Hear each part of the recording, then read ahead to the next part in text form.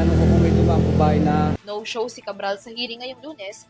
wala naman daw po. Kaya bumalik uli ako rito. The Ombudsman has ordered authorities in Benguet to take custody of the cell phone and other electronic devices of the late DPWH Undersecretary Maria Catalina Cathy Cabral. Sinilip ko uli. Pero wala po akong nakita sa babang Hindi ko po nakita.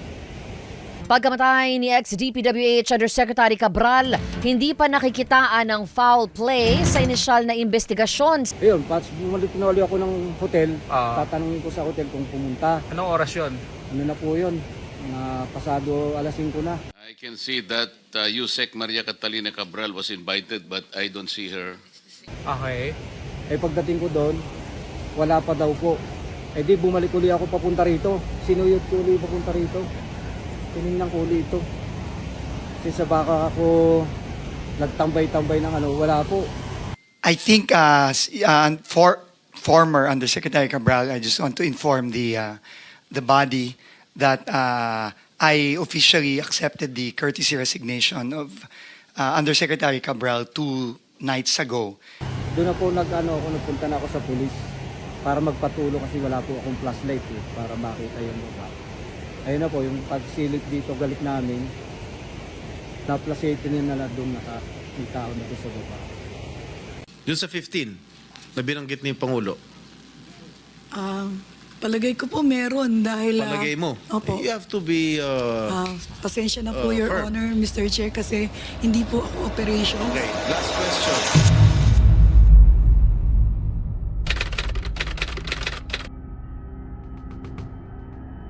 Noong Disyembre 11, 2025,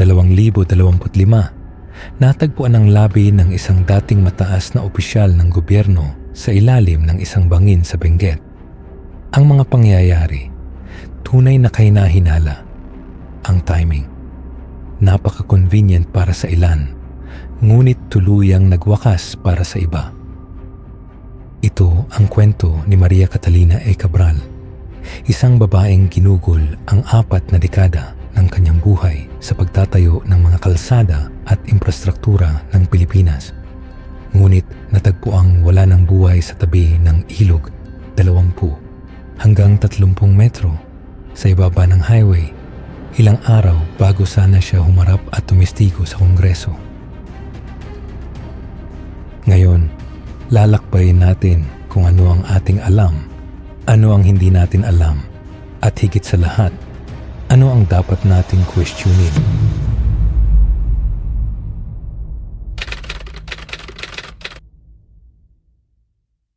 Simulan natin sa mga batayan. Si Maria Catalina A. Cabral ay hindi basta-bastang tao. Siya ay dating Undersecretary ng Department of Public Works and Highways, DPWH. At kung hindi ka pamilyar sa sistema ng pamamahala sa Pilipinas, ganito kasi yun. Ilagay natin sa konteksto. Ang DPWH ay humahawak ng isa sa pinakamalalaking budget sa buong gobyerno. Meaning, ito ay daan-daang bilyong piso. Mahigit 40 taon siyang nagtrabaho roon. 4 na dekada na. Mas mahaba pa kaysa sa buong career ng karamihan sa atin. Siya ang nangangasiwa sa planning, public-private partnerships, at dito nagiging interesante, mga malalaking infrastructure projects, mga proyektong literal at figurative na naglilipat ng bulto-bulto o bundok ng pera. Nag-resign siya noong Setyembre 2025. Tandaan ninyo ang petsang yan, Setyembre. 3 buwan lang bago siya namatay. Ngayon, worth it ba ang kanyang pagre-retiro matapos ang mahabang serbisyo? O nagsisimula na ba siyang makaramdam ng pressure? Babalikan natin yan. Pero ito ang malinaw. Hindi siya mid-level bureaucrat. Isa siyang taong may access, impluensya, at dekada ng may kaalaman sa institutional knowledge. Isang taong maraming alam kung saan nakabaon ang mga sikreto kung tawagin.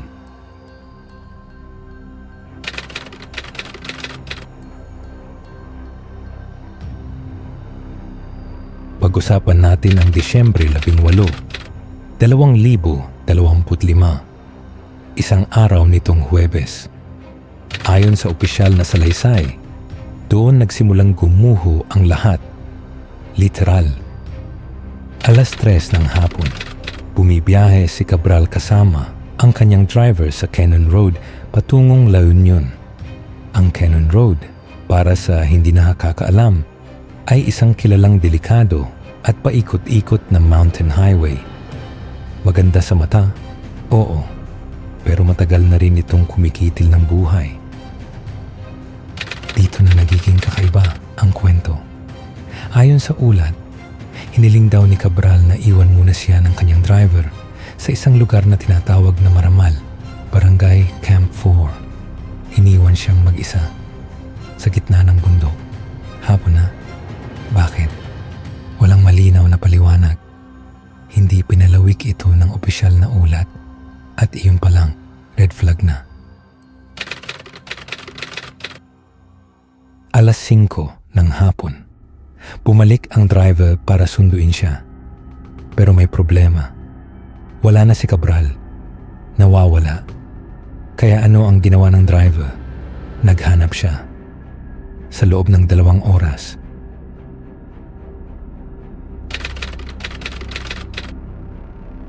Alas 7 ng gabi, pagkatapos ng 2 oras na paghahanap, saka lang inireport ng driver sa pulisya ang pagkawala ni Cabral. Isipin ninyo iyon. 2 oras. Hindi iyon simpleng nasaan siya moment. Yan ang oras kung kailan pumapasok na ang panik. Bandang gabi, natagpuan ng mga rumespondeng autoridad ang katawan ni Cabral. 20 hanggang 30 metro sa ibaba ng highway, malapit sa Bued River. Siya ay walang malay at hindi na gumagalaw. 12:00 ng madaling araw, Disyembre 19, opisyal na idineklarang patay si Maria Catalina E. Cabral. Huminto muna tayo rito. Dahil kung nag-iisip ka ng kritikal, at dapat lang, mas maraming tanong ang binubuo ng timeline na ito kaysa sa sagot. Bakit niya gustong mapag-isa? Bakit 2 oras bago i-report ang pagkawala? Paano siya nahulog? Mag-isa ba siya? At ang pinakamahalaga, aksidente lang ba talaga ito?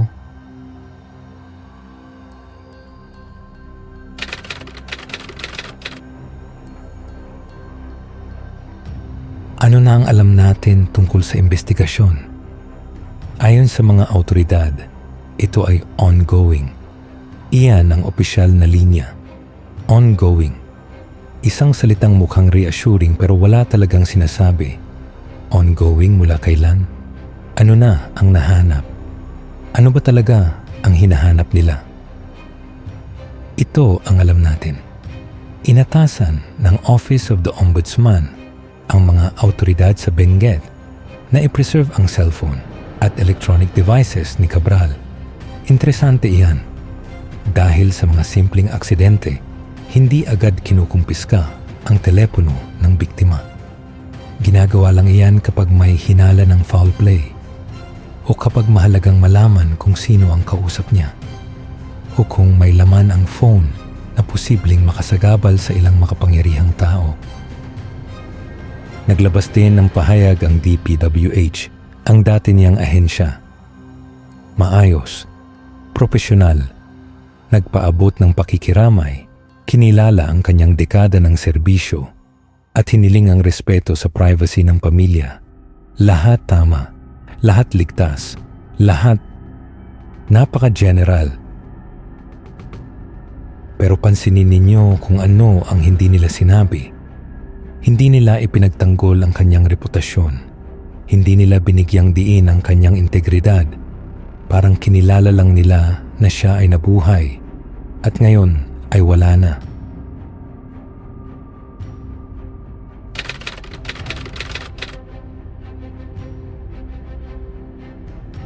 Dito nagiging mahalaga ang kasong ito dahil hindi namatay si Maria Catalina Cabral sa isang vacuum. Namatay siya sa gitna ng isa sa pinakamalalaking corruption scandals sa infrastruktura sa mga nakaraang taon. Sa panahong bago siya namatay, si Cabral ay inuugnay sa mga aligasyon kaugnay ng DPWH flood control projects. Hindi ito maliliit na issue. Pinag-uusapan natin ang isang multi-bilyong pisong kickback scheme. Ayon sa mga testimonya sa Kongreso, partikular mula kay dating DPWH Undersecretary Roberto Bernardo, si Cabral ay inakusahan ng pagkakasangkot sa tinatawag na budget insertions o allocables. Sa madaling salita, may mga proyektong isinasama sa national budget, pinopunduhan, pero substandard, overpriced, o minsan, hindi naman talaga umiiral. Ghost project. Pumapasok ang pera, pero walang totoong resulta. Ang diferensya, napupunta sa bulsa. Ayon kay Bernardo, ang mga aligasyon ay may kaugnayan sa substandard flood control projects na pumalya o hindi natapos ng maayos, mga ghost projects na papel lang ang umiiral. At ang mas seryoso, di umano, hindi lang mga kontraktor ang nakinabang, kundi ilang mambabatas at opisyal ng gobyerno, isang network, isang sistema. At ayon sa mga paratang, si Cabral ay isa sa mga sentrong tao rito. Mahalagang linawin, itinanggi ni Cabral ang lahat ng ito. Mariin niyang tinanggihan ang anumang partisipasyon sa multibilyong pisong kickback scheme. Pero sa mga ganitong kaso, hindi salita ang mahalaga, kundi ebidensya. At dito nagiging komplikado ang lahat. Dahil ilang araw bago siya mamatay, ang Independent Commission for Infrastructure ay naglabas ng subpena. Inutusan siyang humarap at tumestigo noong Disyembre 15, 2025. 3 araw bago siya namatay. 3 araw.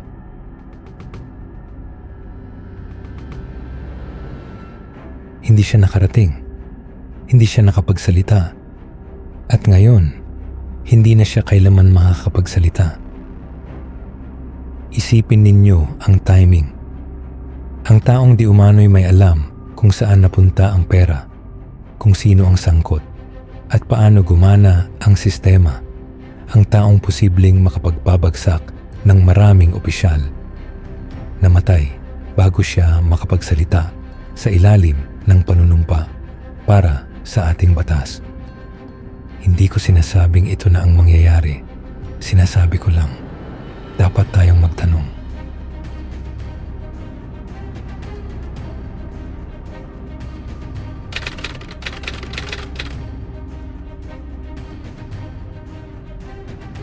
Lumayo muna tayo sa detalye dahil hindi lang ito tungkol sa isang tao at isang insidente. Ito ay tungkol sa isang pattern. Mismong si Pangulong Ferdinand Marcos Jr. ang nag-utos ng investigasyon sa mga anomalya sa flood control at slope protection projects. Iyan ay presidential order. Ibig sabihin, sapat ang bigat ng issue para umabot sa pinakamataas na antas ng gobyerno. Ang flood control projects ay madaling abusuhin. Mahal, komplikado, at hindi madaling suriin ng ordinaryong mamamayan kung tama ba ang pagkakagawa. Hindi mo agad masasabi kung ang isang drainage system ay nagkakahalaga ng 500 milyon o 50 milyon. Kailangan mo ng engineers, audits at dokumentasyon. At kapag ang mga iyon ay minanipula, doon nagsisimula ang problema. Taon-taon, binabaha ang Pilipinas. May namamatay, may nawawasak, at laging may pangako. Aayusin natin ang flood control. May budget, may proyekto, pero tuloy pa rin ang baha. Bakit? Iyan ang tunay na trahedya kapag ang korupsyon ay hindi lang numero sa papel, kundi buhay ang kapalit. At ayon sa mga aligasyon, si Maria Catalina Cabral ay nasa gitna ng sistemang iyon. kung siya ba ay kusang loob, napilit o ginawang scapegoat. Baka hindi na natin ito malalaman dahil ang mga patay hindi na nakakapagtanggol ng sarili, hindi na nakaka-question, hindi na nakakapagturo.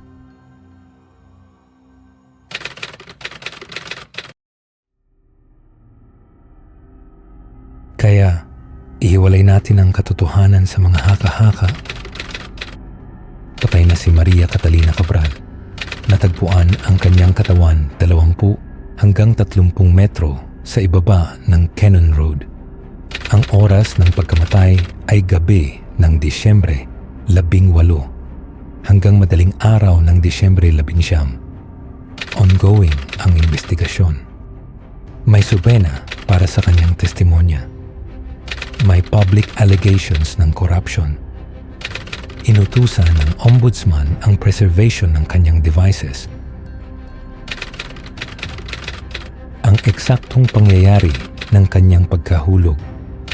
Ang anumang kriminal na pananagutan.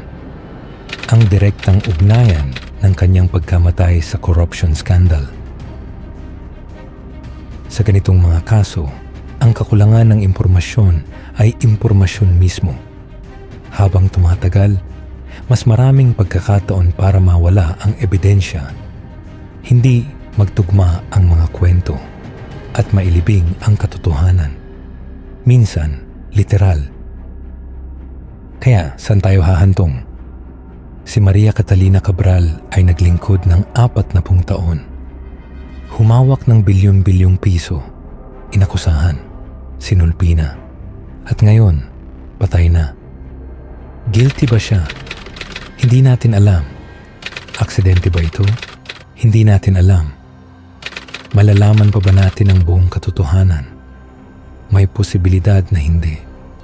Pero ito ang dapat nating tandaan.